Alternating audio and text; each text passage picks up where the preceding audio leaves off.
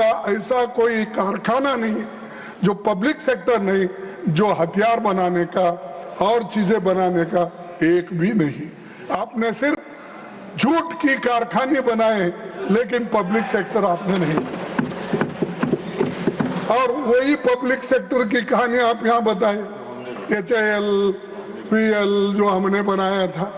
और पंडित जवाहरलाल नेहरू जी को तो आप इतने बार बोलते हैं, तो मेरे को बहुत से कांग्रेस के लोग भी हैं और दूसरे लोग भी हैं, न्यूट्रल भी है, गवर्नमेंट सर्वेंट्स भी हैं, यानी वो लोग नेहरू जी को गाला देते वक्त अब ये लोग जब कहते हैं कुछ तो तालियां बजाते। अरे एक जमाने में आप जब बच्चे थे, स्टूडेंट थे, तो 14 नवंबर को ये लोग ये कहते थे चाचा नेहरू आए, चाचा नेहरू आए, यही लोग बोलते थे। अब यही लोग टीका कर रहे हैं और यही टीका कर रहे हैं, अरे मुझे सब मानो आप कहाँ थे। तो ये लोग सर, तो ऐसा किसी का अपमान करने से आप कोई साधते नहीं, कोई आप अचीव नहीं करते। सच बताइए, सच सुनिए, तभी आपको कुछ इसमें से निकलेगा। सर, गृह मंत्री अमित शाह साहब तो गए, नड्डा साहब को छोड़ के गए। हाँ वही छोड़ के गए, बोलिए नहीं लेके गए साहब। गृह मंत्री अमित शाह 7 और 8 अप्रैल 2024 को जम्मू कश्मीर गए थे, तो कहा था कि मोदी सरकार के प्रयासों से देश विरोधी टेरर इकोसिस्टम को ट्रिपल कर दिया गया है। ये किसने कहा? अमित शाह, होम मिनिस्टर ने कहा। अगर ट्रिपल हो गया था तो पहलगांव में कहां से लोग आए, कहां से आए और कैसे आए? अरे इतने सब बातें आप बोलते रहते जो सत्य से दूर है, तो आप सोचिए पहले क्या बोलते हैं और क्या कर। हथियार खरीदने वाले नहीं, हथियार लोगों को बनाने वाले और देने वाले भी हम बन चुके हैं। अंत में लास्ट पंक्ति है सर, अंत में मैं सबको यही कहूंगा कि आज टेररिज्म के खिलाफ सिर्फ सत्ताधारी नहीं, विपक्ष को भी साथ में आकर टेररिज्म के खिलाफ जो है आज लड़ाई लड़नी चाहिए। जो आज भारत की सेना जिस प्रकार से आतंकवाद खत्म करने के पीछे लगी है, उनको प्रोत्साहित करने का काम यहाँ पर करना चाहिए। थैंक यू, ना कि थैंक यू। और मैं आज एक मेरा धन्यवाद सर, एक सर खत्म कर रहा हूँ लास्ट सैनिक जी प्लीज। नो 18 बार हो गया रिक्वेस्ट। नो हमको भी देना पड़ेगा फिर। आप कैसे आप समाप्त कीजिए प्लीज। आज समाप्त कीजिए।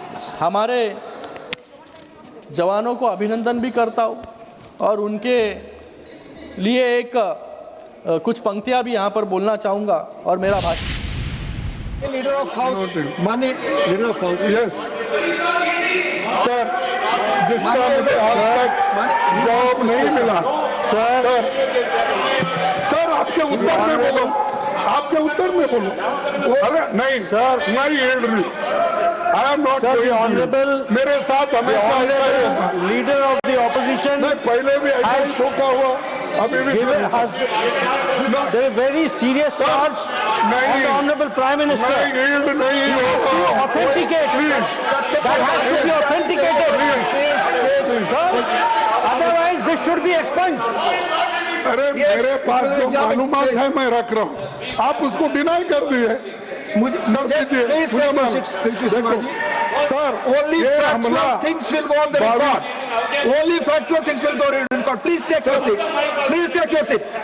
काम नहीं चलेगा। Yes, please. ये लोगों को बाद में मौका देते हैं। Yes, sir. Please. It will be examined. Please. सच्चाई सामने आके लाए। ये हमला 22 अप्रैल 2025 को हुआ। Let him speak.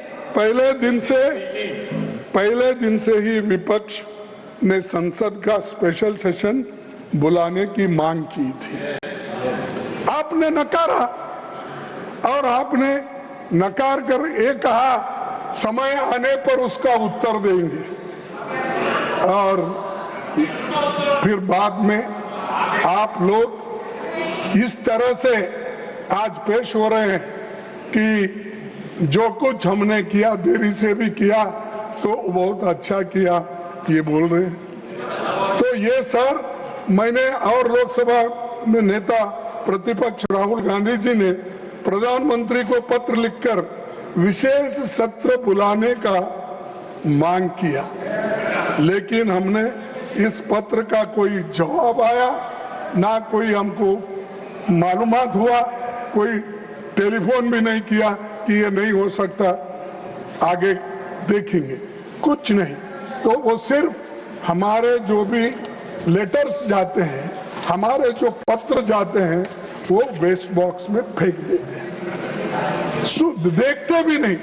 इतना अहंकार, इतना गर्व अगर होता है तो एक ना एक दिन आपका गर्व तोड़ने वाले लोग आएंगे। ये अच्छा नहीं है।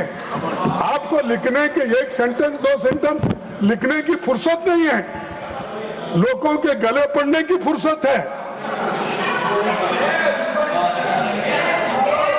और डिप्टी चेयरमैन जी, 1962 में भारत चीन युद्ध चल रहा था, जब नेहरू जी ने चंद विपक्षी सांसदों की मांग पर विशेष सत्र बुलाया था, तब ये मांग उठी थी कि सीक्रेट सेशन बुलाना चाहिए, लेकिन नेहरू जी ने कहा कि जनता से कुछ छिपाया नहीं जाना चाहिए। अरे ये है हमारा लोकतंत्र। तुम्हारा लोकतंत्र क्या? बुलाओ, नहीं बुलाएंगे। और कम से कम मीटिंग में रखो, जो सत्यता है वो भी नहीं आएंगे नहीं। और आपने तो हमारी बात रखी कि हम लोग आए थे, राहुल जी आए थे, ठीक है, आपको धन्यवाद, कम से कम आप याद अब कर रहे हैं। लेकिन हम आए, आपके मोदी साहब कहाँ थे? क्यों नहीं थे? और हम वो मीटिंग में आते हैं, तुम चुनाव प्रचार में बिहार में फिरते हो, ये तुम्हारी देशभक्ति है। और ये बातें उनको कहना चाहिए। आज इस सदन में वो है, उस सदन में बैठना चाहिए था, सुनना चाहिए था। और सुनने की क्षमता जब नहीं है तो आप उस कुर्सी पे बैठने के लायक नहीं हो। धैर्य होना चाहिए। आपने धैर्य की बात की, वो धैर्य आपका दे दो उनको थोड़ा, कम से कम। सर,